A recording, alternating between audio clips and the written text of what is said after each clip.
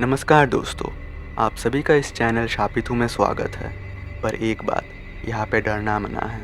तो जल्दी से सब्सक्राइब कर दो और बेल नोटिफिकेशन को ऑन कर दो ताकि मेरे आगे आने वाली कहानी आप तक जल्दी पहुँच पाए।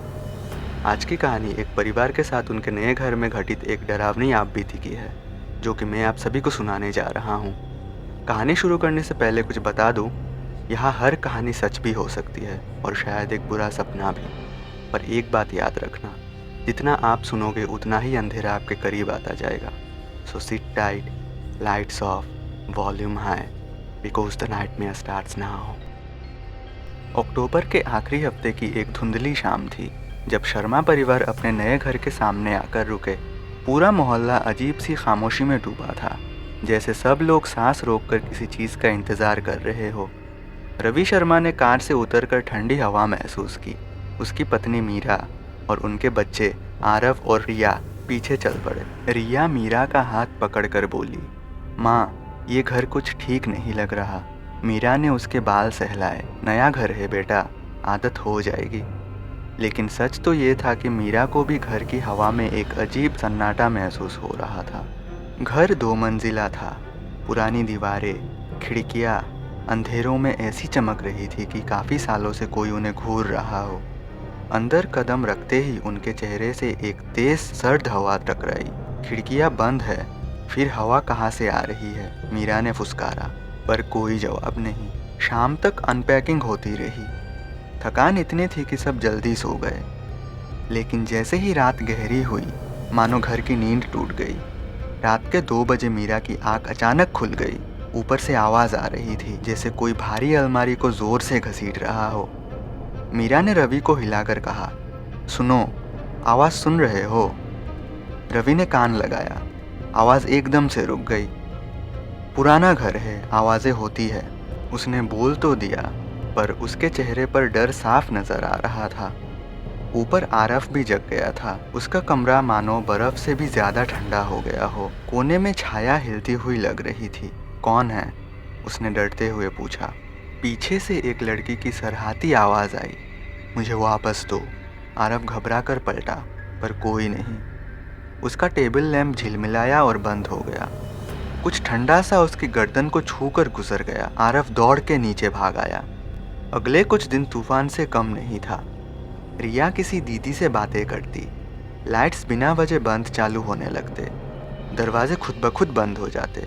सुबह सुबह छोटे कीचड़ से बने हुए पैरों के निशान बिस्तर के पास मिलते।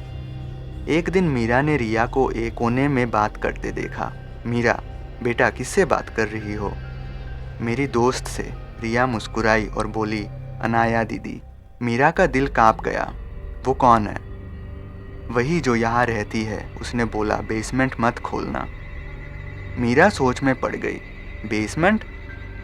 जिससे हमने ये जगह ली है, उसने तो कभी हमको नहीं बताया इसके बारे में। शाम को रवि को बुकशेल्फ के पीछे एक पतला लकड़ी का दरवाज़ा दिखा।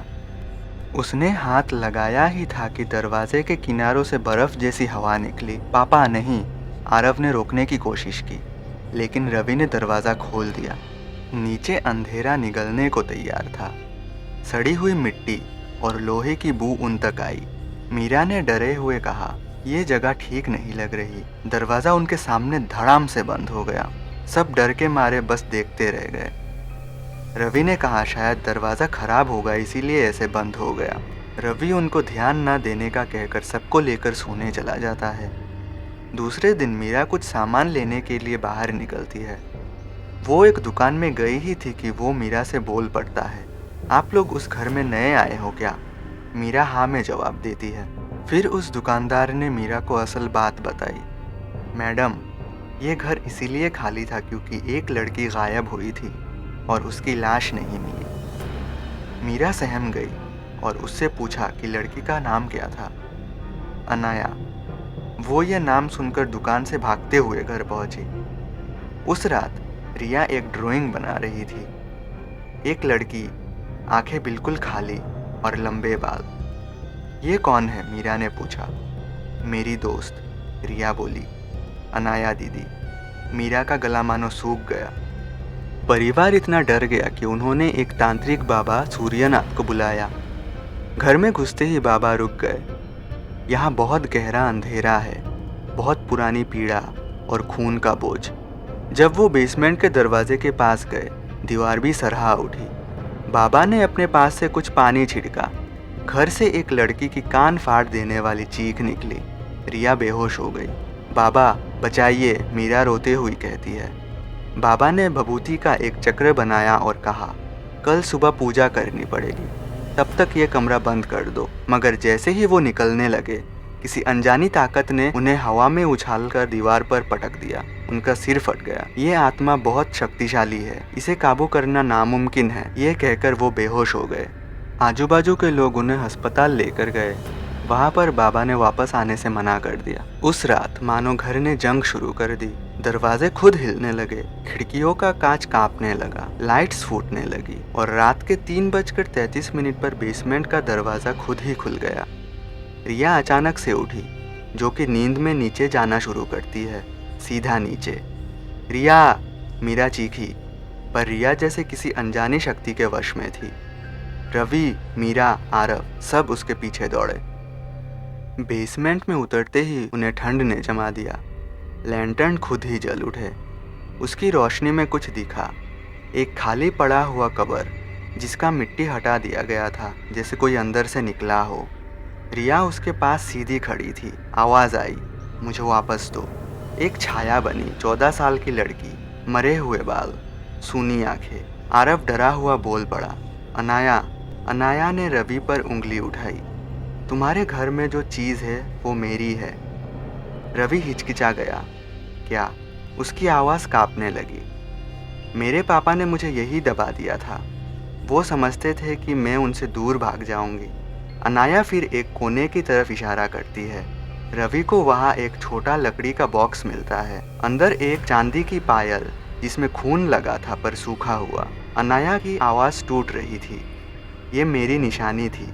जब तक ये तुम्हारे पास थी, मैं यहाँ कैद थी। घर की दीवारें कांपने लगी, जैसे वो भी उसकी दर्द भरी कहानी याद कर रही हो। मीरा ने पायल अनाया के पाँव के पास रख दी। बेटा, अब तुम आज़ाद हो। एक पल शांति छा गई। फिर एक बड़ा जानवरों जैसा अंधेरा साया उनकी तरफ आया।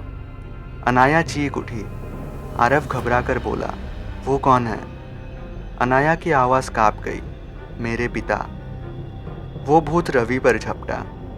अनाया ने बीच में आकर अपना हाथ उठाया, एक तेज चमक फूटी।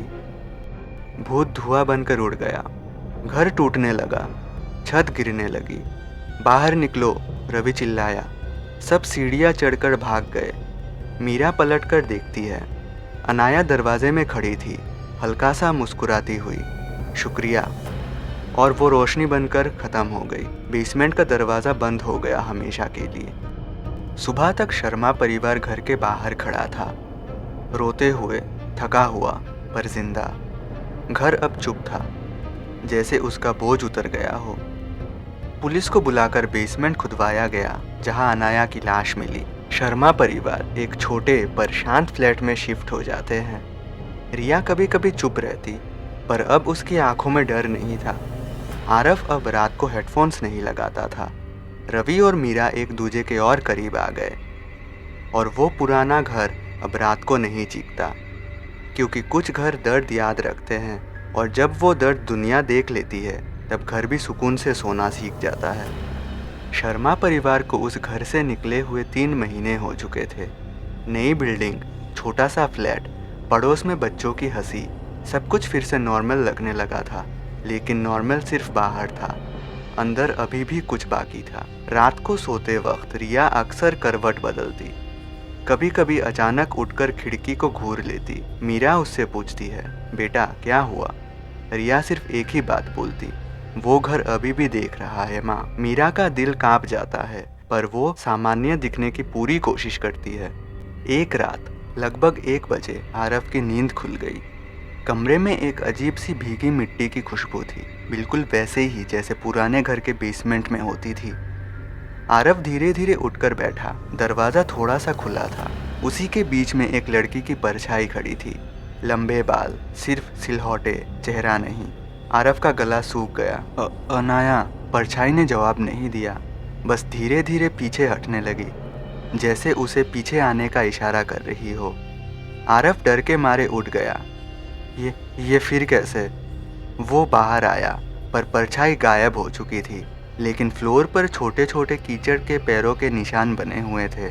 सुबह रिया ने अचानक कहा, अनु दीदी आई थी रात को। रवि चौंक गया। कौन? कौन दीदी? रिया ने सीधी बात बोली, अनन्या दीदी। वो कह रही थी अभी सब खत्म नहीं हुआ है। अब पूरा परिवार घबरा गया। रवि ने गुस्से में कहा, रिया ऐसे बातें मत बोलो, वो सब खत्म हो चुका है। पर उसी वक्त टीवी खुद ब खुद ऑन हो गया। स्क्रीन पर सिर्फ ब्लैक एंड व्हाइट हिलती हुई लाइंस और उनके बीच एक औरत की करहाती हुई आवाज़। मीरा का शरीर थरथरा गया। रवि, ये क्या हो रहा है? हम तो उस घर से दूर हैं। फिर सब कुछ शांत हो जाता है। शाम को रवि ऑफिस से आया तो दरवाजे पर एक पुराना धूल से भरा लकड़ी का बॉक्स रखा था, बिल्कुल वैसा ही जैसा पुराने घर के बेसमेंट में मिला था। रवि की सांस रुक गई। उसने बॉक्स खोला। अंदर वही खून लगी चांदी की पायल पड़ी थी। ये यहाँ कैसे? रवि की आवाज़ काँप गई। बॉक्स के नीचे एक चिट्ठी थी, जिस पर हिलती हुई लिखावट में लिखा था, मैं आज़ाद तो हो गई, पर वो अभी भी आज़ाद नहीं हुआ। नीचे लिखा था, अनाया। रवि का गला सूखने लगा। उसका पिता।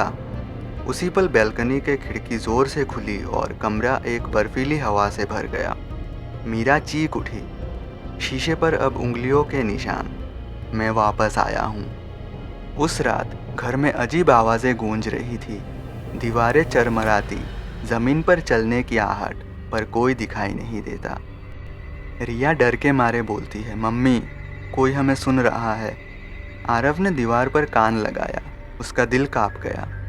अंदर से एक आदमी की भारी सांसें, जैसे कोई अंदर से उन्हें सुन रहा हो। मीरा रो पड़ी। शायद वो अनाया का पिता, वही बुरा साया हमारा पीछा कर रहा है। रवि ने फैसला किया, कल ही पंडित से मिलता हूँ। ये अब खतरनाक होता जा रहा है। लेकिन कल तक कोई नहीं पहुँच पाया। रात के 3:33 पर पूरा घर अंधेरे में डूब गया। फिर कमरे के एक कोने में हल्की सी पीली रोशनी का चमकना, जैसे कोई पुरानी लैंटर्न जल उठी हो। उस रोशनी में एक शक्ल उभर आई, जो कि अनाया की थी, पर इस बार वो शांत नहीं थी। उसका चेहरा टेंशन और गुस्से से भरा था। वो सीधा रवि के पास आई और फुसफुसाया, वो आ गया है। तुम सबको नहीं, मुझे नहीं, तुम्हें चाहिए। रवि का दम बाहर आया। कौन? अनाया ज़ोर से बोली, मेरे पिता। उसने मुझे मारा। अब वो तुम्हारे परिवार को अपना बनाना चाहता है।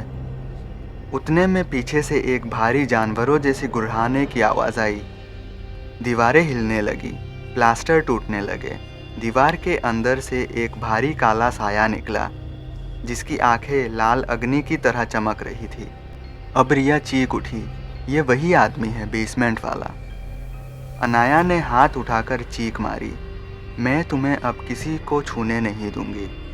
उसकी रूह से एक तेज सफ़ेद रोशनी निकली और साये पर पड़ गई। साया पीछे हटा, पर फिर वो और बड़ा और भयानक हो गया। रवि ने बच्चों को गले लगाते हुए बोला, भागो, सब नीचे चलो। पर दरवाज़ा बंद हो गया। हैंडल तपने लगा, जैसे आग में हो। साया आगे बढ़ने लगा। ज़मीन पर लंबी काली रेखाएं बनती जा रही थी। अनाया चीख कर बोली, तुम सब निकल जाओ, मुझे उसे रोकना होगा। सीलिंग टूटने लगा। रूम में हवा तेज भंवर की तरह घूमने लगी।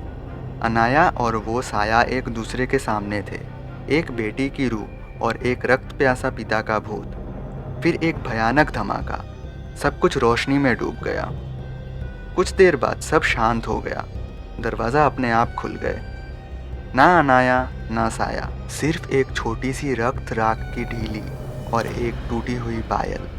रवि ने उसे उठाकर धीरे से बोला, अनाया, शांति मिली तुम्हें। पर जैसे ही बाहर आए, रिया ने मीरा का हाथ पकड़ा और धीरे से बोला, मम्मी, वो चला तो गया, पर मैं जानती हूँ वो वापस आएगा। मीरा का दिल बैठ गया। वो पूछी, कौन? वो राक्षस? रिया ने धीरे से सर हिलाया, नहीं अनाया दीदी, कहानी अभी ख़त्म नहीं हुई। कुछ आत्माएं शांति नहीं चाहती, वो चाहती है अपना हक वापस। अगर आप कहानी सुनते हुए यहाँ तक पहुँच गए हो तो लाइक शेयर सब्सक्राइब ज़रूर कर देना, ताकि मैं आगे भी आप सभी के लिए ऐसी हॉरर कहानियाँ ला पाऊँ। और अगर आपको इसका नेक्स्ट पार्ट चाहिए तो कमेंट कर देना, मैं इसका नेक्स्ट पार्ट ज़रूर लेकर आऊँगा। और फ़िलहाल के लिए मैं आपसे अलविदा लेता हूँ।